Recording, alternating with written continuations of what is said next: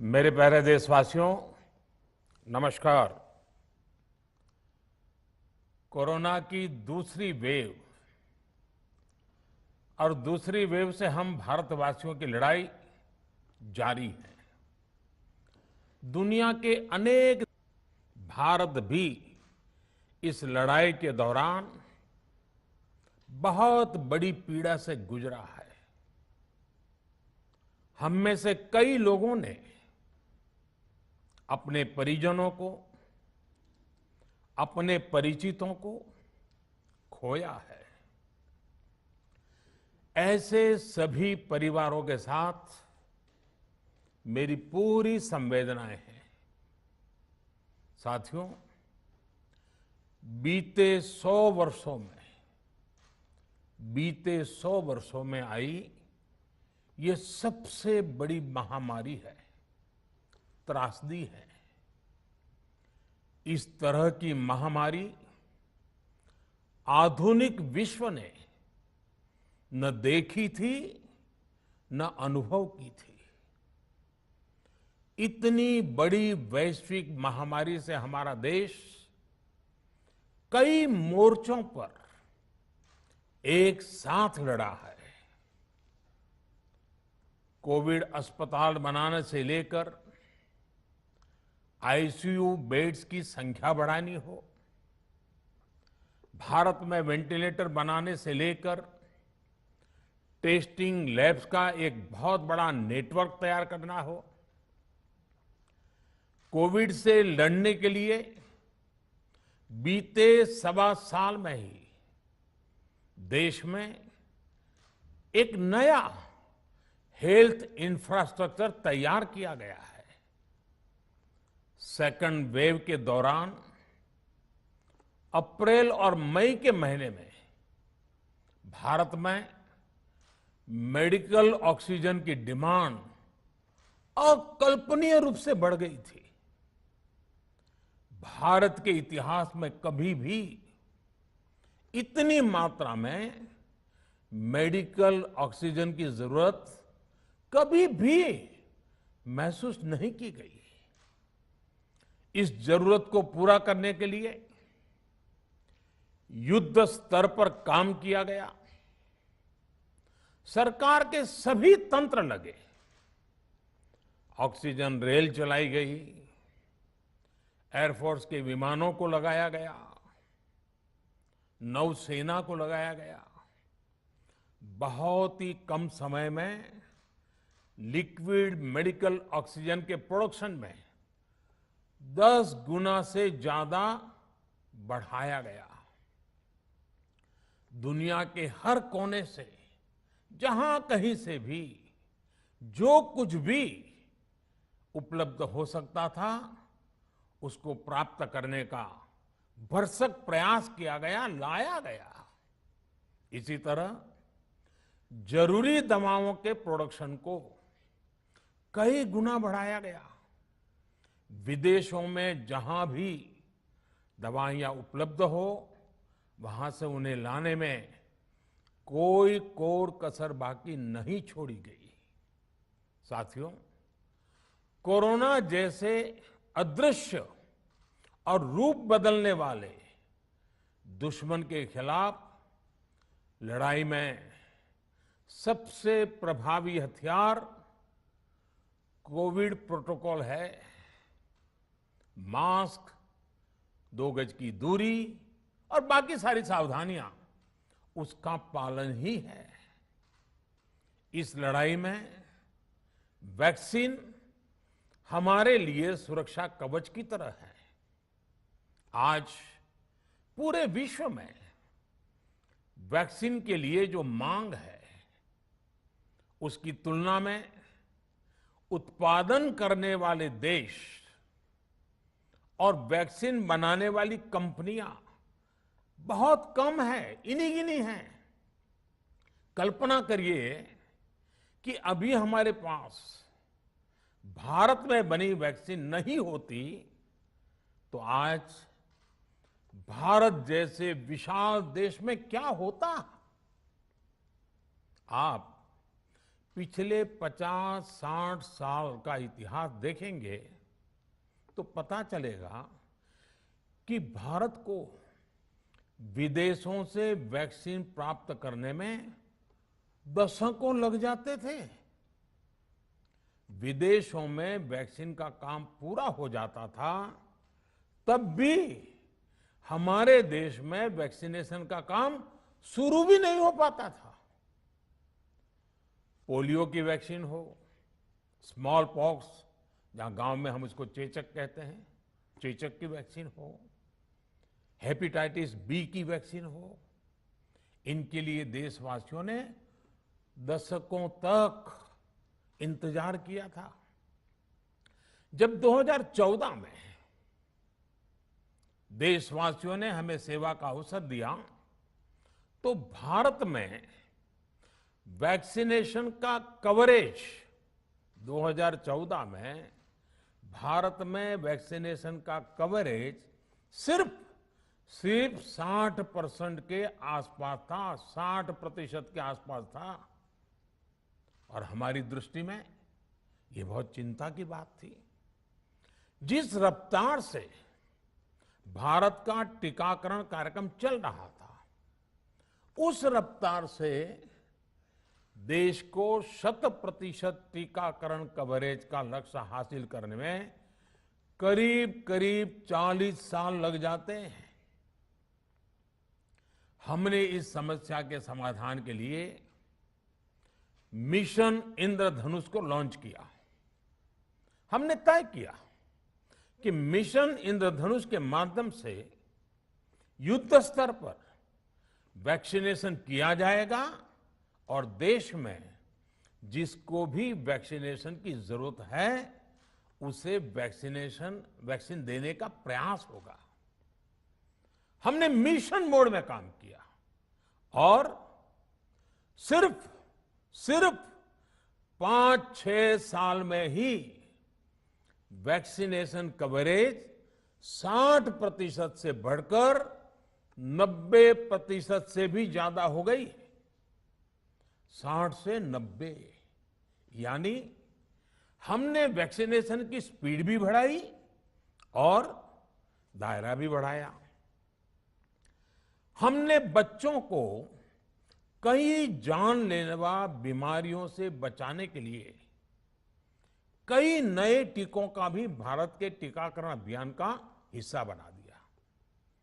हमने इसलिए किया क्योंकि हमें हमारे देश के बच्चों की चिंता थी, गरीब की चिंता थी, गरीब के उन बच्चों की चिंता थी जिन्हें कभी टीका लग ही नहीं पाता था।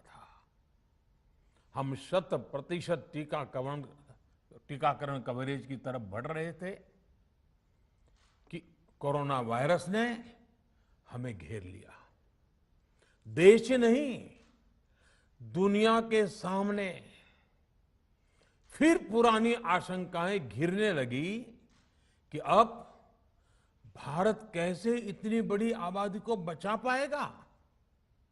लेकिन साथियों, जब नीयत साफ होती है, नीति स्पष्ट होती है, निरंतर परिश्रम होता है, तो नतीजे भी मिलते हैं।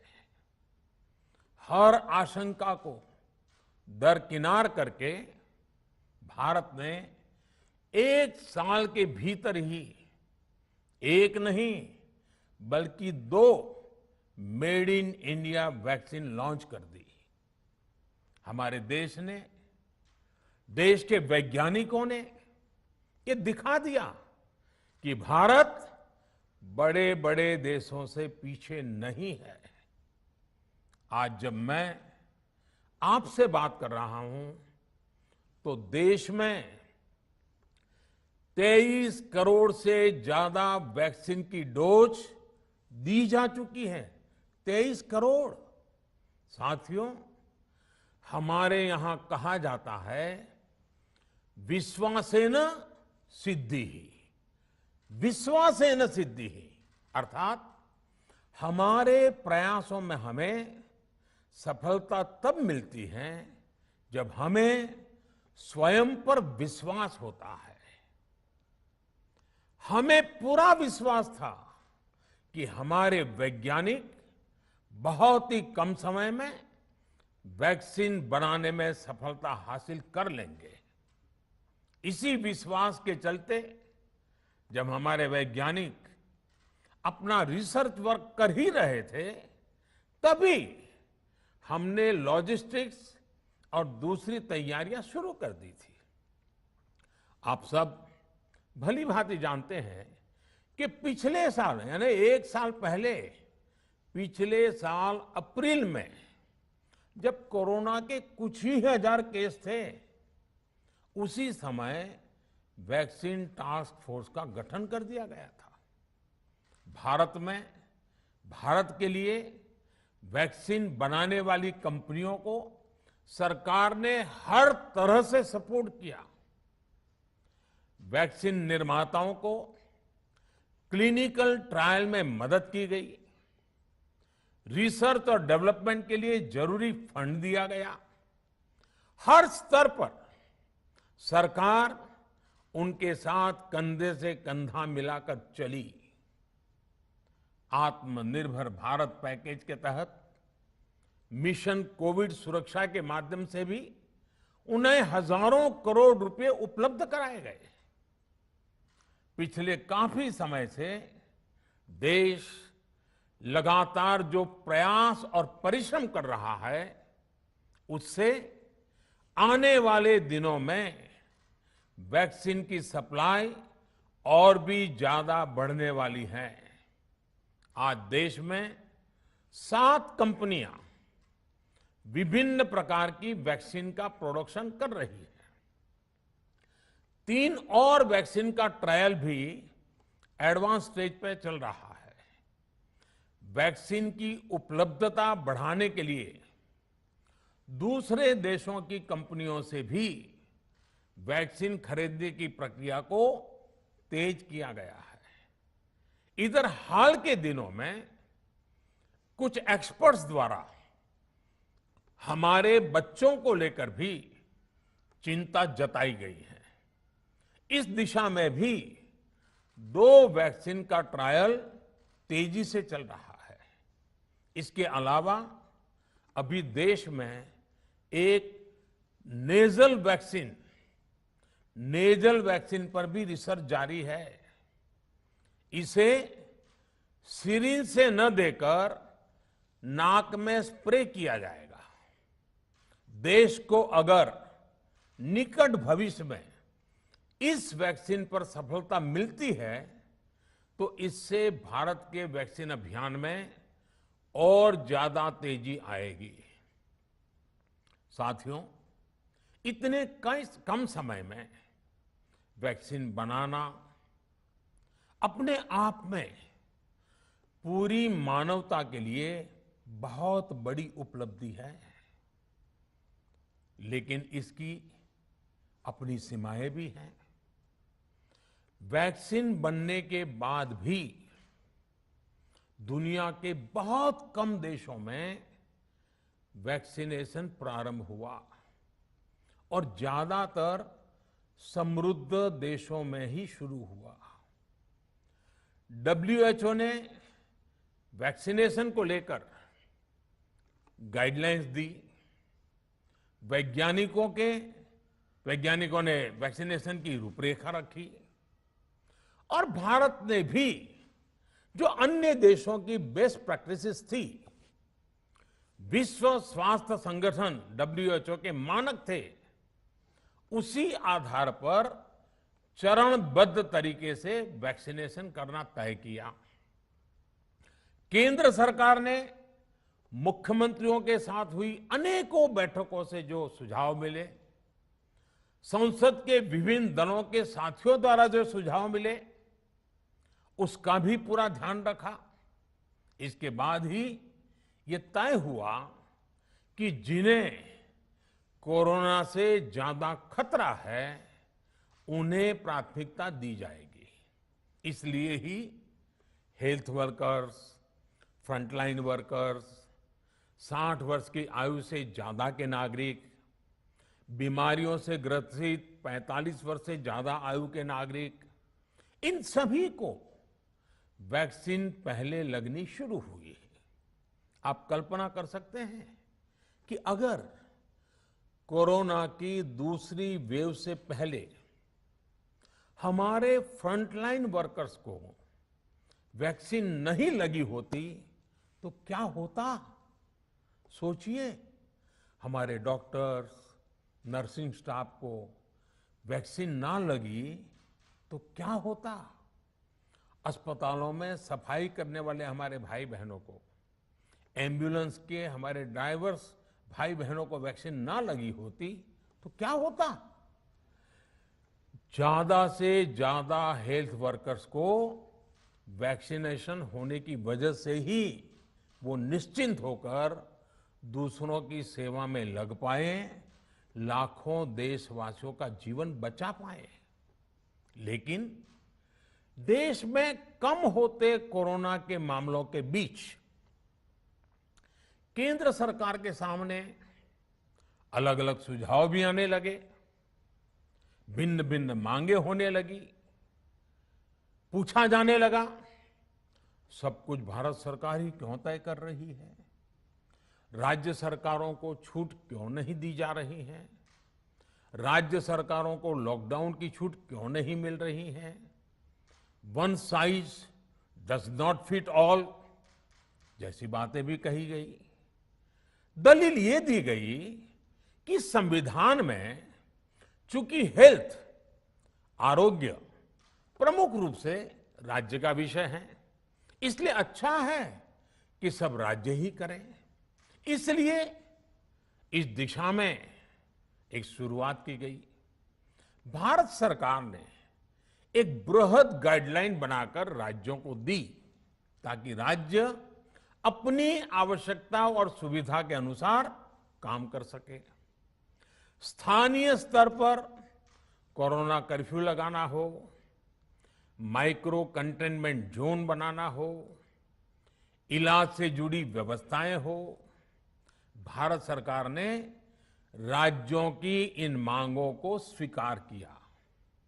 साथियों, इस साल 16 जनवरी से शुरू होकर अप्रैल महीने के अंत तक भारत का वैक्सीनेशन कार्यक्रम मुख्यतः केंद्र सरकार की देखरेख में ही चला। सभी को मुफ्त वैक्सीन लगाने के मार्ग पर देश आगे बढ़ रहा था। देश के नागरिक भी अनुशासन का पालन करते हुए अपनी बारी आने पर वैक्सीन लगवा रहे थे।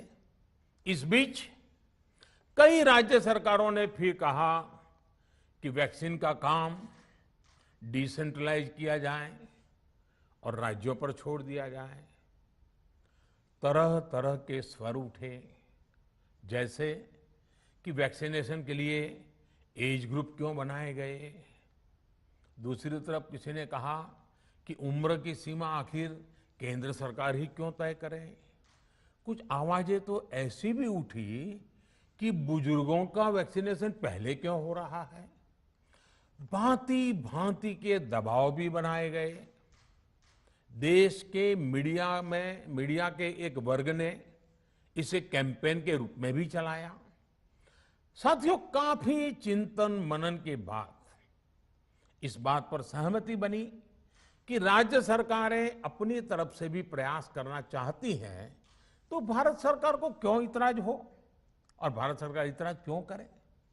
राज्यों की इस मांग को देखते हुए, उनके आग्रह को ध्यान में रखते हुए 16 जनवरी से जो व्यवस्था चली आ रही थी, उसमें प्रयोग के तौर पर एक बदलाव किया गया।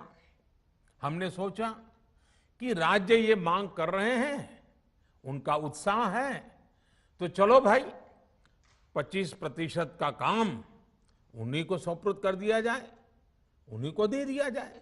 स्वाभाविक है 1 मई से राज्यों को 25% काम उनके हवाले कर दिया गया। उसे पूरा करने के लिए उन्होंने अपने अपने तरीके से प्रयास भी किए। इतने बड़े काम में किस तरह की कठिनाइयां आती हैं, ये भी उनके ध्यान में आने लगा। उनको पता चला पूरी दुनिया में वैक्सीन की क्या स्थिति है, इसकी सच्चाई से भी राज्य परिचित हुए। और हमने देखा, एक तरफ मई में सेकेंड वेव, दूसरी तरफ वैक्सीन के लिए लोगों का बढ़ता रुझान, और तीसरी तरफ राज्य सरकारों की कठिनाइयां। मई में 2 सप्ताह बीतते बीतते कुछ राज्य खुले मन से ये कहने लगे कि पहले वाली व्यवस्था ही अच्छी थी। धीरे धीरे इसमें कई राज्य सरकारें जुड़ती चली गई। वैक्सीन का काम राज्यों पर छोड़ा जाए, जो इसकी वकालत कर रहे थे उनके विचार भी बदलने लगे। एक अच्छी बात रही कि समय रहते राज्य पुनर्विचार की मांग के साथ फिर आगे आए। राज्यों की इस मांग पर हमने भी सोचा कि देशवासियों को तकलीफ ना हो, सुचारू रूप से उनका वैक्सीनेशन हो। इसके लिए 1 मई के पहले वाली, यानी 1 मई के पहले 16 जनवरी से अप्रैल अंत तक जो व्यवस्था थी, पहले वाली पुरानी व्यवस्था को फिर से लागू किया जाए। साथियों, आज ये निर्णय लिया गया है कि राज्यों के पास वैक्सीनेशन से जुड़ा जो 25% काम था, उसकी जिम्मेदारी भी भारत सरकार उठाएगी। ये व्यवस्था आने वाले 2 सप्ताह में लागू की जाएगी। इन 2 सप्ताह में केंद्र और राज्य सरकारें मिलकर नई गाइडलाइंस के अनुसार आवश्यक तैयारी कर लेगी। संयोग है कि 2 सप्ताह बाद 21 जून को ही अंतर्राष्ट्रीय योग दिवस भी है। 21 जून सोमवार से देश के हर राज्य में 18 वर्ष से ऊपर की उम्र के सभी नागरिकों के लिए भारत सरकार राज्यों को मुफ्त वैक्सीन मुहैया कराएगी। वैक्सीन निर्माताओं से कुल वैक्सीन उत्पादन का 75% हिस्सा भारत सरकार खुद ही खरीदकर राज्य सरकारों को मुफ्त देगी। यानी देश की किसी भी राज्य सरकार को वैक्सीन पर कुछ भी खर्च नहीं करना होगा। अब तक देश के करोड़ों लोगों को मुफ्त वैक्सीन मिली है। अब 18 वर्ष की आयु के लोग भी इसमें जुड़ जाएंगे। सभी देशवासियों के लिए भारत सरकार ही मुफ्त वैक्सीन उपलब्ध करवाएगी। गरीब हो, निम्न मध्यम वर्ग हो, मध्यम वर्ग हो या फिर उच्च वर्ग, भारत सरकार के अभियान में मुफ्त वैक्सीन ही लगाई जाएगी। हां, जो व्यक्ति मुफ्त में वैक्सीन नहीं लगवाना चाहते, प्राइवेट अस्पताल में वैक्सीन लगवाना चाहते हैं, उनका भी ध्यान रखा गया है। देश में बन रही वैक्सीन में से 25% प्राइवेट सेक्टर के अस्पताल सीधे ले पाए, ये व्यवस्था जारी रहेगी। प्राइवेट अस्पताल वैक्सीन की निर्धारित कीमत के उपरांत एक डोज पर अधिकतम 150 रुपये ही सर्विस चार्ज ले सकेंगे। इसकी निगरानी करने का काम राज्य सरकारों के पास ही रहेगा। साथियों, हमारे शास्त्रों में कहा गया है प्राप्य आपदम न व्यथते कदाचित, उद्योगम अनु इच्छति चा प्रमत्तः। अर्थात विजेता आपदा आने पर उससे परेशान होकर हार नहीं मानते, बल्कि उद्यम करते हैं, परिश्रम करते हैं और परिस्थिति पर जीत हासिल करते हैं। कोरोना से लड़ाई में 130 करोड़ से अधिक भारतीयों ने अभी तक की यात्रा आपसी सहयोग, दिन रात मेहनत करके तय की है। आगे भी हमारा रास्ता हमारे श्रम और सहयोग से ही मजबूत होगा। हम वैक्सीन प्राप्त करने की गति भी बढ़ाएंगे और वैक्सीनेशन अभियान को भी और गति देंगे।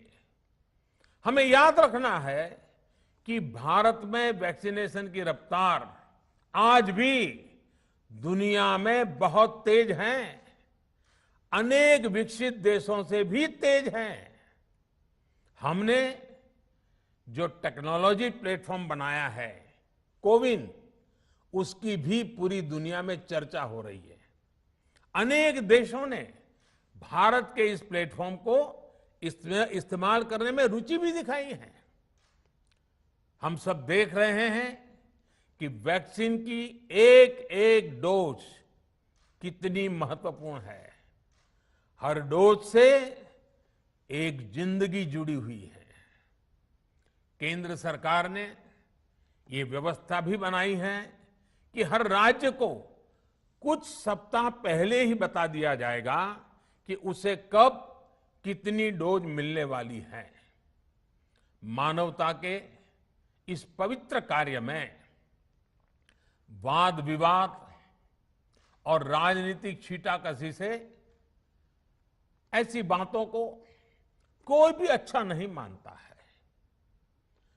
वैक्सीन की उपलब्धता के अनुसार पूरे अनुशासन के साथ वैक्सीन लगती रहे, देश के हर नागरिक तक हम पहुंच सके, ये हर सरकार, हर जनप्रतिनिधि, हर प्रशासन की सामूहिक जिम्मेदारी है।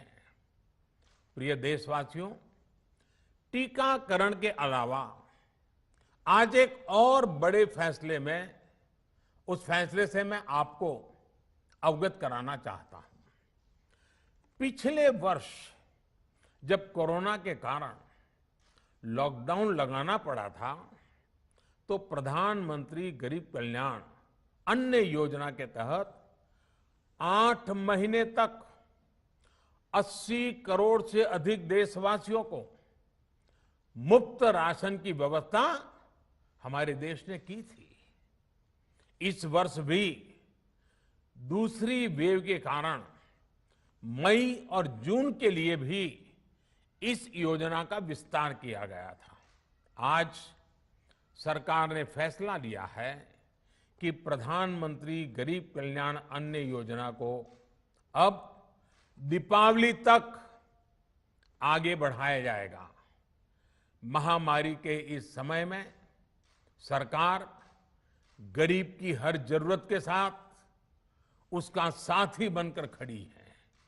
यानी नवंबर तक 80 करोड़ से अधिक देशवासियों को हर महीने तय मात्रा में मुफ्त अनाज उपलब्ध होगा। इस प्रयास का मकसद यही है कि मेरे किसी भी गरीब भाई बहन को, उसके परिवार को भूखा सोना ना पड़े। साथियों, देश में हो रहे इन प्रयासों के बीच कई क्षेत्रों से वैक्सीन को लेकर भ्रम और अफवाहों की जानकारी चिंता बढ़ाती है। ये चिंता भी मैं आपके सामने व्यक्त करना चाहता हूं। जब से भारत में वैक्सीन पर काम शुरू हुआ, तभी से कुछ लोगों द्वारा ऐसी बातें कही गई जिससे आम लोगों के मन में शंका पैदा हो। कोशिश ये भी हुई कि भारत के वैक्सीन निर्माताओं का हौसला पस्त पड़ जाए और उनके सामने अनेक प्रकार की बाधाएं आए। जब भारत की वैक्सीन आई तो अनेक माध्यमों से शंका आशंका को और बढ़ाया गया। वैक्सीन न लगवाने के लिए भांति भांति के तर्क प्रचारित किए गए। इन्हें भी देश देख रहा है। जो लोग वैक्सीन को लेकर आशंका पैदा कर रहे हैं, अफवाहें फैला रहे हैं, वो भोले भाले भाई बहनों के जीवन के साथ बहुत बड़ा खिलवाड़ कर रहे हैं। ऐसी अफवाहों से सतर्क रहने की जरूरत है। मैं भी आप सबसे, समाज के प्रबुद्ध लोगों से, युवाओं से अनुरोध करता हूं कि आप भी वैक्सीन को लेकर जागरूकता बढ़ाने में सहयोग करें। अभी कई जगहों पर कोरोना कर्फ्यू में ढील दी जा रही है, लेकिन इसका मतलब ये नहीं कि हमारे बीच से कोरोना चला गया है। हमें सावधान भी रहना है और कोरोना से बचाव के नियमों का भी सख्ती से पालन करते रहना है। मुझे पूरा विश्वास है हम सब कोरोना से इस जंग में जीतेंगे। भारत कोरोना से जीतेगा।